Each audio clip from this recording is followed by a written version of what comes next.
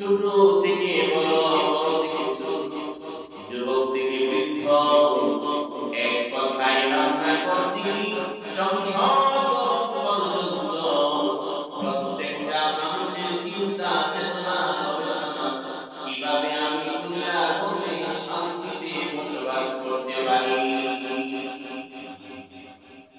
অথচ এই শান্তিটা আসতে পারে না আসতে পারে, শান্তি নিয়ে কোনো গ্যারান্টি না।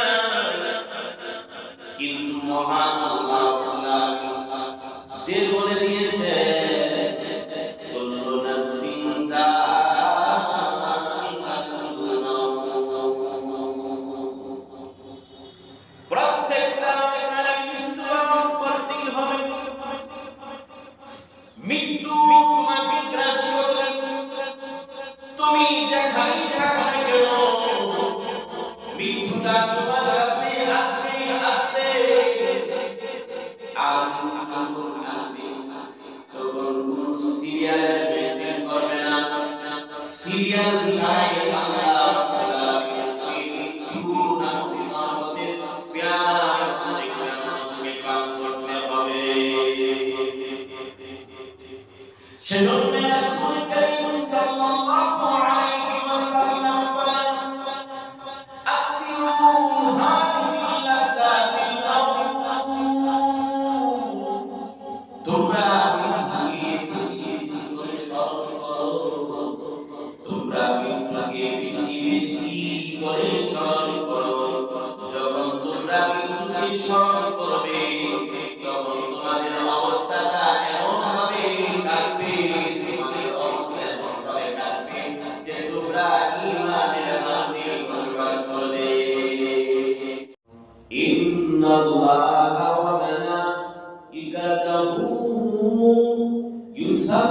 ইউসাল্লুনা আলান নবী ইয়া আইয়ুহাল্লাযীনা আমানু সাল্লু আলাইহি ওয়া সাল্লিমু তাসলিমা।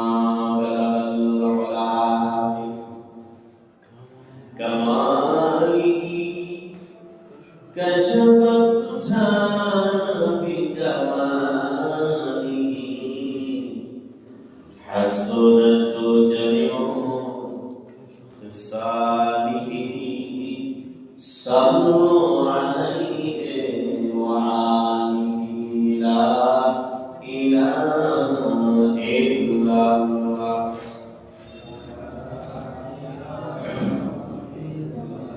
লা ইলাহা ইল্লাল্লাহ।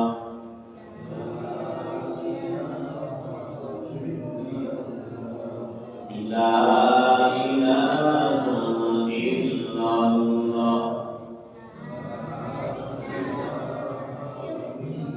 আসমানের মালিক যে আল্লাহ, জমিনের মালিক সে আল্লাহ। লা ইলাহা ইল্লাল্লাহ, লা ইলাহা ইল্লাল্লাহ। লা ইলাহা ইল্লাল্লাহ, লা ইলাহা ইল্লাল্লাহ। বাসার মাসার গায়রুল্লাহ, বাসার মাসার গায়রুল্লাহ। লা ইলাহা ইল্লাল্লাহ,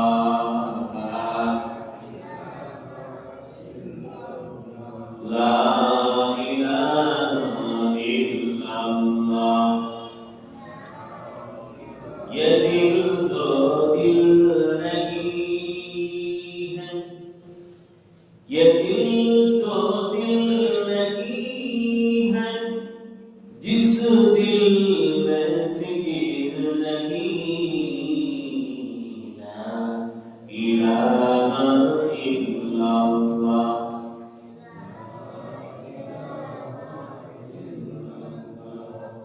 আমার মালিক যে আল্লাহ, তোমার মালিক সে আল্লাহ।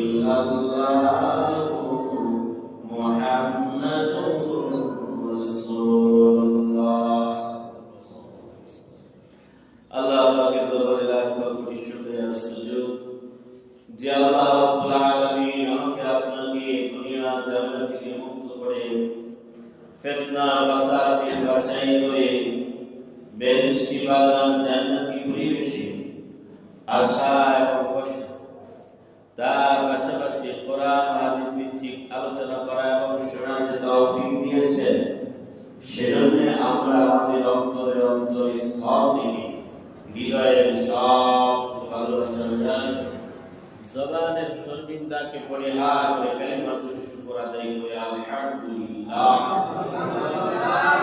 ঈমানি করতে বলি আলহামদুলিল্লাহ ঈমানি আওয়াজে বলি আলহামদুলিল্লাহ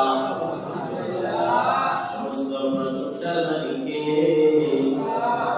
অতএব আল্লাহ জমিনে কার প্রশংসা হবে একমাত্র আল্লাহ রাব্বুল আলামিনের প্রশংসা হবে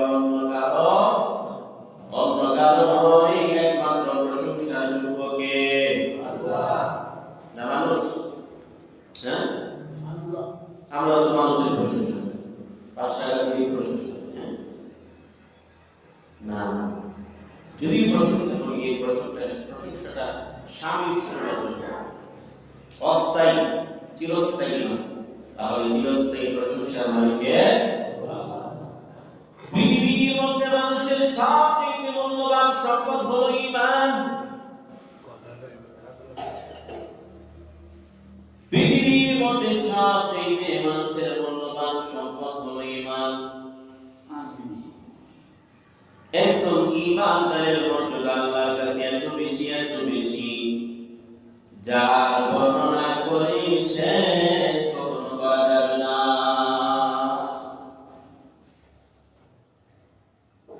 একজন ঈমানদারের মর্যাদা আল্লাহর কাছে সবচেয়ে দামি সেজন্য একজন ঈমানদার মানুষ কাল কিয়ামতের ময়দানে ঈমানের কারণে তার ঠিকানা চিরস্থায়ী ঠিকানা হবে আল্লাহর তৈরি জান্নাত ঈমানের কারণে তার চিরস্থায়ী ঠিকানা হবে জান্নাত আর ঈমান হারা মানুষটা তার চিরস্থায়ী বাসস্থান হবে জাহান্নাম তাহলে ঈমানের কারণে একজন মানুষ তার চিরস্থায়ী ঠিকানা জান্নাত ঈমান না থাকার কারণে একজন মানুষের চিরস্থায়ী বসবাসের স্থান হলো জাহান্নাম তাহলে বুঝতে হবে ঈমান তার মর্যাদা তার মূল্যটা কি এটা আমার আপনার সকলের বোঝার প্রয়োজন আছে অবশ্যই আছে কিন্তু আমরা সেই ঈমানের ফিকির করি না ঈমান নিয়ে চিন্তা করি না কি কারণে ঈমান বাড়বে আর কি কারণে ঈমান চলে যাবে এই নিয়ে আমাদের কোনো চিন্তা চেতনা নেই আমাদের শুধু একটাই চিন্তা চেতনা কিভাবে দুনিয়ার মধ্যে আমি আপনি বড় হতে পারি কিভাবে দুনিয়ার মধ্যে আমি আপনি সুখে শান্তিতে থাকতে পারি অথচ দুনিয়ার বড় চিরস্থায়ী নয় দুনিয়ার সুখ চিরস্থায়ী নয় দুনিয়ার সুখ কি চিরস্থায়ী অথচ এই সুখ শান্তির জন্য সকলেই চিন্তা ফিকির করে ছোট থেকে বড় বড় থেকে ছোট যুবক থেকে বৃদ্ধ এক কথায় রান্না করতে কি সংসার পর্যন্ত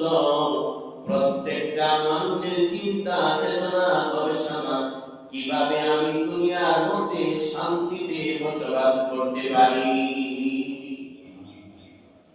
অথচ এই শান্তিটা আসতেও পারে নাও আসতে পারে শান্তি নিয়ে কোনো গ্যারান্টি নাই কিন্তু মহান আল্লাহ রাব্বুল আলামিন যে বলে দিয়েছেন কুল্লু নাফসিন যায়িকাতুল মাউত প্রত্যেকটা প্রাণী মৃত্যুবরণ করতেই হবে মৃত্যুর তোমাকে গ্রাস করবে। তুমি যেখানেই থাকো না কেন, মৃত্যুটা তোমার কাছে আসবে আসবে। আর মৃত্যু যখন আসবে তখন কোন সিরিয়ালের মেনটেন করবে না। সিরিয়াল ছাড়াই আল্লাহ রাব্বুল আলামিনের ওই মৃত্যু নামক শরবতের পেয়ালা প্রত্যেকটা মানুষকে পান করতে হবে। সেজন্য রাসূল করিম সাল্লাল্লাহু আলাইহি ওয়াসাল্লাম বলেন, আকসিরু হাযিহি লাযাতিল মাউত, তোমরা মৃত্যুকে বেশি বেশি করে স্মরণ করো। তোমরা মৃত্যুকে বেশি বেশি করে স্মরণ করো। যখন তোমরা মৃত্যুকে স্মরণ করবে তখন তোমাদের অবস্থাটা এমন ভাবে কাটবে, তোমাদের অবস্থা এমন ভাবে কাটবে যে তোমরা ঈমানের হালতে বসবাস করবে। কারণ একজন মানুষ যদি মৃত্যুর কথা স্মরণ করে, ওই মানুষটা বেঈমান কোনোদিন মৃত্যুর কথা স্মরণ করতে পারে। ঈমান থাকা, যখন ঈমান তার মধ্যে আসবে তখনই সে মৃত্যুর কথা স্মরণ করবে। কারণ মৃত্যু এমন একটা জিনিস, এই মৃত্যু থেকে কেউ বাঁচতে পারবে না। মৃত্যুবরণ করতেই হবে। আল্লাহ নবী বিশ্ব নবী বলেন, মান মাতা ওয়া ইয়ালামু আন্নাহু লা ইলাহা ইল্লাল্লাহ দাখালাল জান্নাহ। আল্লাহ নবী বিশ্ব নবী বলেন, যে মানুষটার শেষ কথা হবে লা ইলাহা ইল্লাল্লাহ, যেই মানুষটার শেষ বাক্য হবে, যেই মানুষটার শেষ আওয়াজটা হবে লা ইলাহা ইল্লাল্লাহ, আল্লাহ নবী বিশ্বনবী বলেন ওই মানুষটা ডাইরেক্ট আল্লাহর তৈরি জান্নাতে প্রবেশ হয়ে যাবে। ওই মানুষটা ঠিকানা হয়ে যাবে চিরস্থায়ী জান্নাত। চিরস্থায়ী ঠিকানা কোথায় হবে? জান্নাত হবে। চিরস্থায়ী ঠিকানা হবে জান্নাত। কারণ আমরা একটা সময় জান্নাতে ছিলাম, সেই জান্নাত থেকে পৃথিবীতে এসেছি, আবার পুনরায় সেই জান্নাতে চলে যাব। সেই জান্নাতে যাওয়ার জন্য আমলের প্রয়োজন আছে। ঈমান যখন নিয়ে এসেছি, ঈমানের পাশাপাশি আমলের প্রয়োজন আছে। আমল ছাড়া আল্লাহর নিয়ামত অর্জন করা যাবে না। যদি আমার জিন্দেগিটা গুনাহে গুনাহে জর্জরিত থাকে, এই বান্দাটা আল্লাহর কাছে বিন্দু পরিমাণও তার মর্যাদা নাই। ওই বান্দাটার ঠিকানা হবে চিরস্থায়ী জাহান্নাম। চিরস্থায়ী কি হবে? জাহান্নাম। মানুষ যখন মৃত্যুবরণ করবে, পৃথিবী যখন ধ্বংস হয়ে যাবে, কিয়ামতের মাঠ যখন কায়েম হয়ে যাবে, ওই সময়ের মধ্যে একজন মানুষ এমন অবস্থায় আল্লাহর দরবারে গিয়ে হাজির হবে যে তার ডান দিকে গুনাহ, বাম দিকে গুনাহ, সামনে গুনাহ, পিছনে গুনাহ, 99টা দফতর, প্রত্যেকটা দফতরে তার গুনাহ গুনাহ গুনাহ দ্বারা ভরপুর। এমন অবস্থায় আল্লাহর কাছে হাজির। আল্লাহ বান্দাকে বলবে, ওরে আমার গোলাম, তুমি যে এই পরিমাণ গুনাহ আমার কাছে নিয়ে এসেছো, এখন তোমার কি অবস্থা হবে? বান্দাটা ডাকে বলবে, আল্লাহ, আমার গুনাহের কারণে আমি নিজেই জাহান্নামী হয়ে গেলাম। আল্লাহ রাব্বুল আলামিন বলবেন, ওয়ালাকা শাইউন ইনদি, ওয়ালাকা শাইউন ইনদি। বান্দারে, তোমার একটা জিনিস আমার কাছে আমানত আছে। বান্দা, তোমার 100 দফতরের মধ্য থেকে অন্যদিকে 99টা দপ্তর গুনাহ দ্বারা ভরপুর। কিন্তু একটা দপ্তর, যেই দপ্তরটা আমি আল্লাহর কাছে আমানত হিসাবে রয়ে গিয়েছে, সেই দপ্তরটা কি? সেই দপ্তরটা আল্লাহ বের করে দিবেন। ছোট্ট একটা কাগজের টুকরা, বান্দারে এটা হলো তোমার আমানত। বান্দা বলবে একটা ছোট্ট টুকরা, 99টা বিশাল বিশাল দপ্তর গুনাহ, এটার মোকাবেলা এই ছোট্ট টুকরাটা কি কাজে আসবে? আমার আল্লাহ বলবেন সেই টুকরাটা তোমার আমলের পাল্লায় রাখো। যখন ওই টুকরাটা আমলনামার পাল্লায় রাখবে, 99টা দপ্তরের পাল্লা বেশি যাবে, ওই কালেমা নামক লা ইলাহা ইল্লাল্লাহ পাল্লাটা ভারী হয়ে যাবে।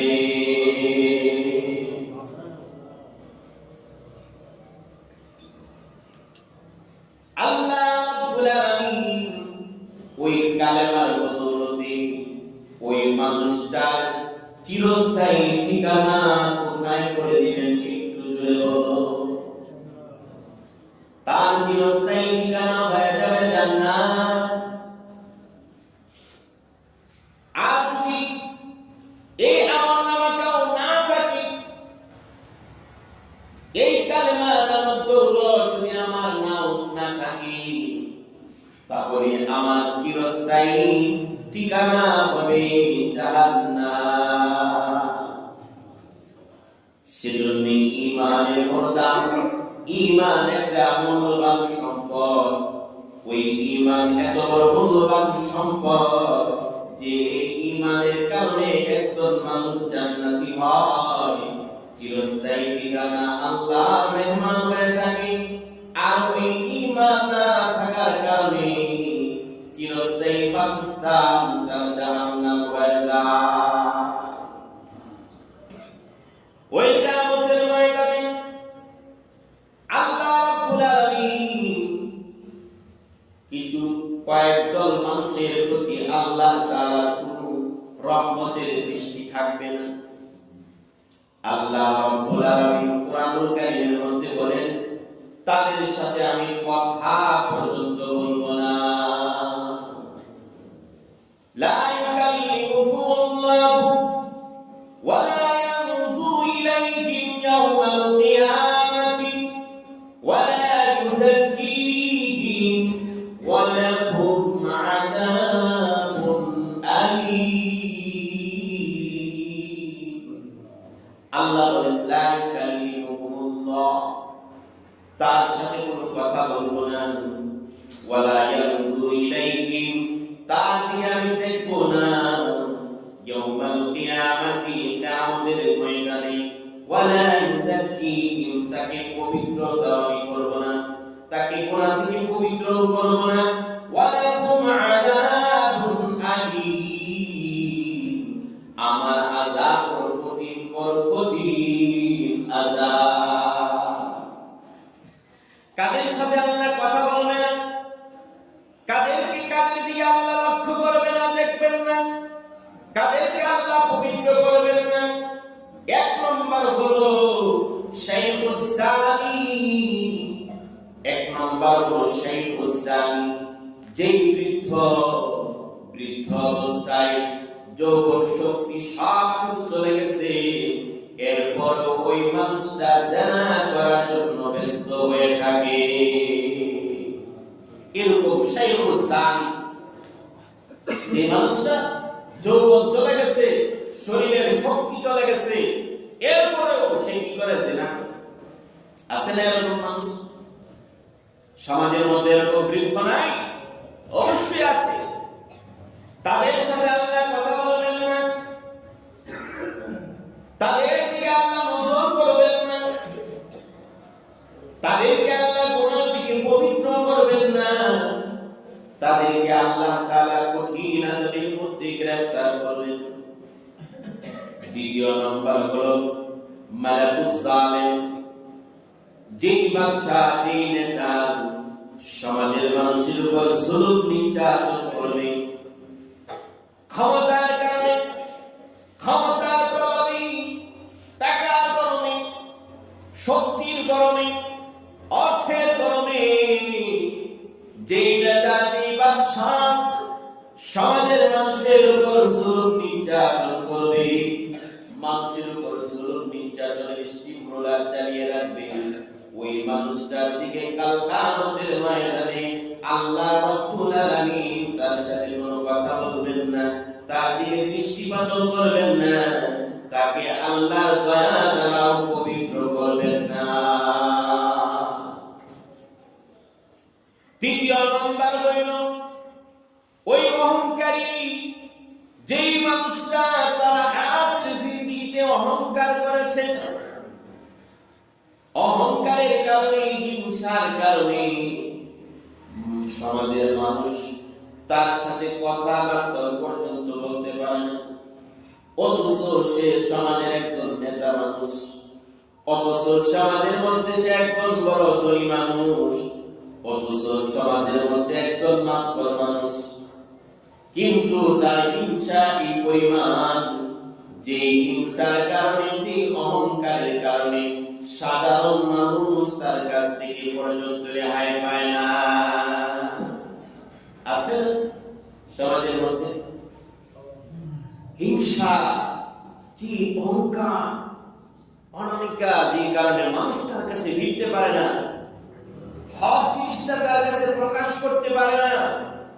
সমাজের মধ্যে ইফতিজিন হচ্ছে, সমাজের মধ্যে দর্শন হচ্ছে, সমাজের মধ্যে নেশা করতেছে, সমাজের যুবকরা নেশা করে করে নষ্ট হয়ে যাচ্ছে, অথচ সেই মানুষটার কানে সেই কথাটা পৌঁছেছে, পৌঁছার পর সে বিচার করে নাই, তার অহংকারের কারণে সে তাদের কাছে যায় নাই, তাদের সমাধান দেয় নাই। ওই মানুষটার দিকে কাল কিয়ামতের ময়দানে আল্লাহ তার সাথে কথাও বলবেন না, তার দিকে দৃষ্টিপাতও করবেন না, এবং তাকে পবিত্র করবেন না। আল্লাহর জাহান্নামের আযাবে তাকে গ্রেফতার করে নেবে। চতুর্থ নম্বর হলো ওই মানুষ, যেই মানুষ তার বাপ, তার মা বাবার হক নষ্ট করেছে, হকুক, যার ওই মানুষ, যেই মানুষটা তার মা হক আদায় করে না, তার বাবার হক আদায় করে নাই, মার সাথে ভালো ব্যবহার করে নাই, বাবার সাথে ভালো ব্যবহার করে নাই, মা বাবা থেকে বিচ্ছেদ হয়ে গিয়েছে, ছেলে মেয়ে স্ত্রী সন্তান নিয়ে সুখে শান্তিতে জিন্দেগি কাটাচ্ছে, অথচ তার বাবা, তার মা বড় কষ্ট করতেছে।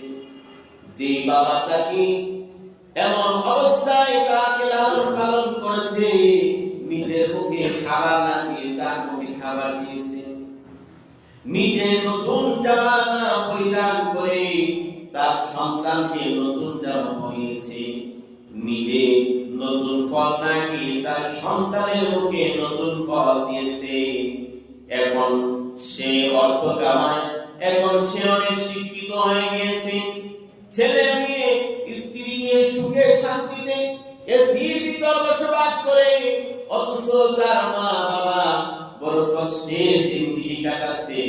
ওই মা বাবার দিকে সে, ওই মা বাবার কোনো খবর সে রাখে না। কাল কিয়ামতের ময়দানে এরকম সন্তানের সাথেও মহান আল্লাহ কথা বলবেন না, তার দিকে দৃষ্টিপাত করবেন না, এবং তাকে পবিত্র করবেন না, বরং তাকে আল্লাহর জাহান্নামের আযাবে তাকে গ্রেফতার করবে। যেই মা তোমাকে 10 মাস 10 দিন গর্ভে ধারণ করেছে, তোমাকে ইচ্ছা করলে নষ্ট করে ফেলতে পারত, তোমাকে ইচ্ছা করলে তোমার অস্তিত্ব বিলীন করে দিতে পারত, কিন্তু তোমাকে পেটে ধারণ করেছে, ঘুমানোর টাইমে ঘুমাইতে পারে না, তোমাকে নিয়ে ঘুমাইতে গেছে, পেটের ভিতর তুমি লাথি মেরেছো, যেই লাথিটা আঘাত কলিজায় লেগেছে, সঙ্গে সঙ্গে ঘুমটা ভেঙে গেছে, বড় ক্ষুধা লেগেছে, খাবার নিয়ে বসেছে। যখন একটু চাপ লেগেছে, তুমি তোমার মাথা দিয়ে ঘুষ মারছো। মারার সাথে সাথে মা সেই বসা থেকে উঠে গেছে। যখন তোমার মা হাজত পুরা করার জন্য বাথরুমে গেছে, তুমি পেটের ভিতর চাপের কারণে তুমি জুড়ে নড়াচড়া করা শুরু করলে, তোমার মা সেই বাথরুম থেকে রিলিং এর মধ্যে হাত ধরে ধরে চোখের পানি ফেলাইছে। ঠিক না? এমন ভাবে তুমি কষ্ট দিয়েছ, তোমার এই কষ্টের কথা ওই মুহূর্তে ভুলে গিয়েছে। যখন তোমার চেহারাটা তোমার মা দেখেছে, 10 মাস 10 দিন গর্ভে রাখার যে একটা কষ্ট, এই কষ্টটা ওই সময় ভুলে গেছে। আর ওই কষ্টের কথা মনে থাকে না। যখন তোমার চার মুখটা তোমার মা দেখেছে, তখন তোমার সমস্ত কষ্টের মায়ের সমস্ত কষ্টের কথা বলে গেছে। ঠিক কিনা? সেজন্য তোমার শরীরের চামড়া দিয়ে যদি তোমার মাকে জুতা বানায় দাও, তোমার শরীরের চামড়া দিয়ে যদি তোমার মাকে জুতা বানায় দাও, আর এই জুতা দিয়ে যদি কিয়ামত পর্যন্ত সে হাঁটতে থাকে, তো তোমাকে যে দুধ পান করিয়েছে, এক ফোঁটা দুধের দাবি শেষ হবে না। এ যুবক, এমন মা বাবাকে রেখে তুমি কিভাবে তুমি কুরমা পোলাও খাও? সুন্দরী বিবি নিয়ে কেমন করে তুমি মা বাবাকে বলে গিয়েছো? অনেক এমন যুবক আছে, সে সুখে শান্তিতে জিন্দেগি কাটায়, আর তার বাবা কি করে রিকশা চালায়। বাবা রিকশা চালায়, সারাদিন রিকশা চালায়, অল্প খাবার নিয়ে যায়। তার স্ত্রী এগুলা রান্না করে দেয়, ভালো মতে খাইতেও পারে না। এরকম ভাবে শত শত মা বাবা তার জিন্দেগি কাটায় কবর দেশে চলে গেছে। যুবক, তুমি মনে রাখিও, একদিন তুমিও বাবা হবা, একদিন তুমিও পিতা হবা। তুমি যদি তোমার মা বাবার হক আদায় না করো, তাহলে তোমার সন্তান তোমার হক আদায় করবে না। তুমি তোমার মা বাবার সাথে যেরকম আচরণ করবা, ঠিক তেমনি ভাবে তোমার সন্তান তোমার সাথে সেরকম আচরণ করবে। অতএব আল্লাহ রাব্বুল আলামিন কোরআনুল কারীমের মধ্যে বলেন, লা ইউকাল্লিমুহুমুল্লাহু ওয়া লা ইয়ানজুরু ইলাইহিম ইয়াওমাল কিয়ামাতি ওয়া লা ইউযাক্কিহিম ওয়া লাহুম আযাবুন আলীম। আল্লাহ রাব্বুল আলামিন ওই মা বাবার সাথে যারা নাফরমানি করবে, এমন মানুষের সাথে আল্লাহ কাল কিয়ামতের ময়দানে কোনো কথা বলবেন না। কথা তো বলা দূরের কথা, তার দিকে দৃষ্টিপাতও করবেন না এবং তাকে পবিত্র করবেন না। আল্লাহর তৈরি জাহান্নাম